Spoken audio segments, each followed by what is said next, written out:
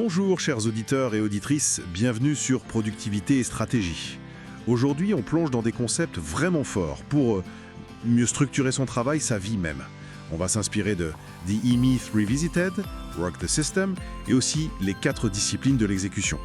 L'idée, c'est vraiment d'aller chercher les clés pratiques, comment on construit des systèmes qui fonctionnent pour nous, pour sortir un peu du chaos quotidien. Oui, c'est un défi que beaucoup rencontrent. On démarre avec plein d'énergie, surtout les entrepreneurs.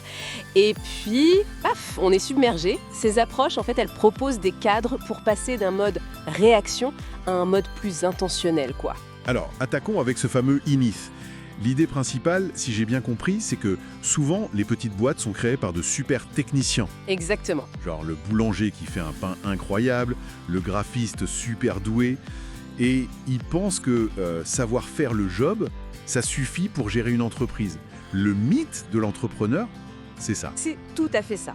Et c'est là que le bad blesse. Ce technicien qui devient patron, il continue de faire le travail technique.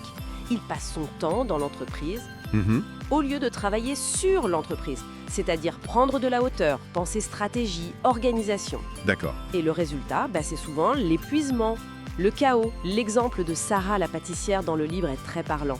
Il explique qu'on a 3 facettes. L'entrepreneur visionnaire, le manager organisateur et le technicien faiseur. Et souvent, c'est le technicien qui prend toute la place. D'accord, je vois. Et comment on sort de ça alors? Une des solutions, c'est la systématisation, c'est ça? On retrouve ça dans E-Myth et Work the System. Oui, exactement. L'idée, c'est de voir son activité, ou même sa vie perso d'ailleurs, comme un ensemble de processus, de systèmes qu'on peut optimiser. Et les documenter, j'imagine? Tout à fait. Documenter les procédures pour les tâches répétitives. E-Myth va même plus loin avec son concept de prototype de franchise. Ah oui, le prototype de franchise. Peux-tu nous en dire un peu plus? L'idée, c'est de construire son entreprise comme si on allait la franchiser demain, même si ce n'est pas le but.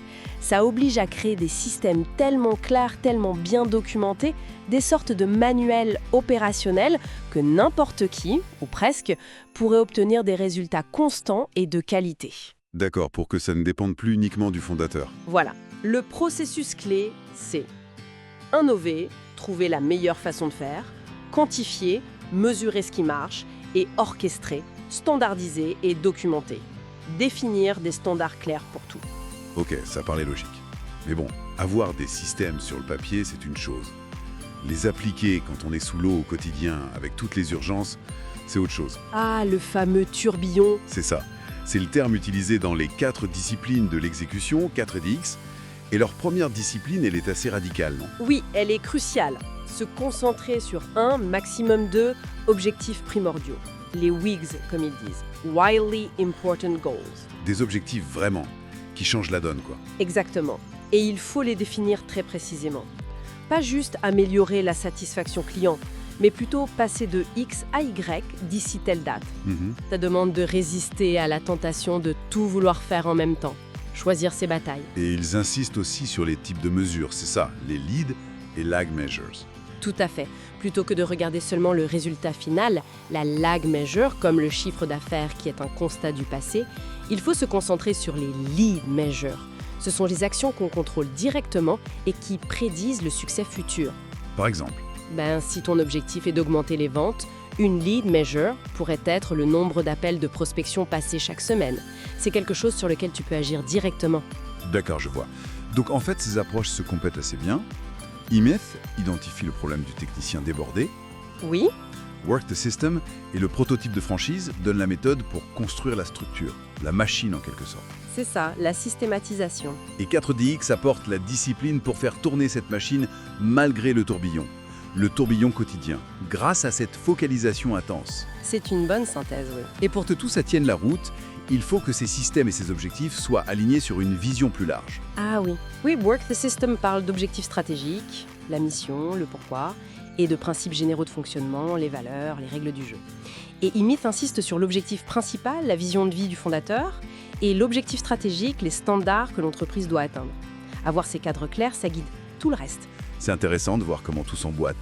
Ce qui est assez fascinant, je trouve, c'est cette tension entre la structure, la discipline quasi mécanique qu'on met en place, Et puis le besoin humain de créativité, de flexibilité, de sens aussi. Oui, c'est vrai. Peut-être que la vraie créativité pour celui qui met ça en place, elle se déplace là, moins dans le faire technique et plus dans la conception, l'amélioration continue de ces systèmes eux-mêmes.